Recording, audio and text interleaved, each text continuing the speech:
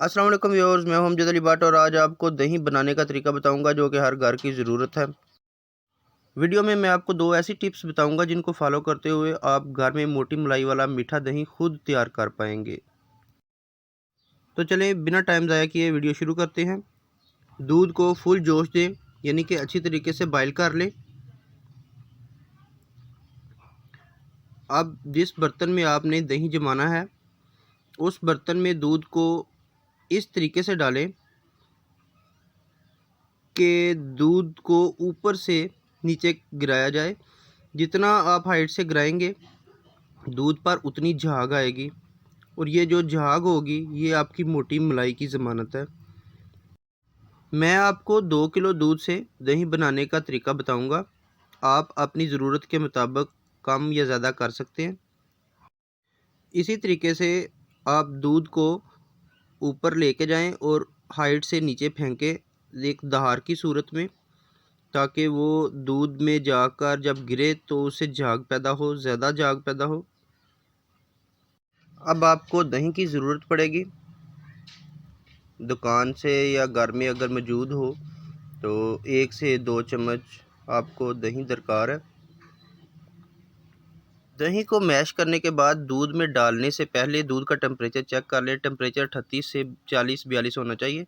Finger डाल के check कर लें। हल्की सी हरारत होनी चाहिए, ज़्यादा गर्म ना हो कि आपकी फिंगर उसमें दूध में दाखिल ना हो सके।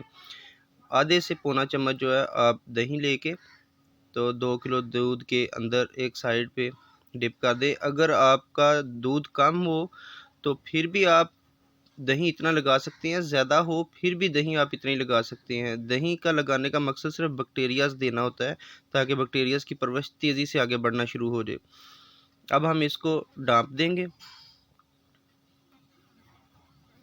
डांप के गर्मियां हैं तो हम इसको ऐसे ही ओपन जगह पे छोड़ देंगे। अगर सर्दियां हों तो इसको मोटे कपड़े के साथ अच्छे तरीके से ऊपर से साइडों से डांप दें।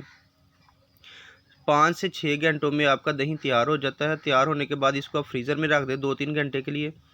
और बाद में ये देखिए जी हमारा दही, अभी हमने इसको फ्रीज़र में नहीं रखा तो ये कितना प्यारा दही माशाल्लाह तैयार हुआ है, बहुत ज़बरदस्त जमा हुआ है।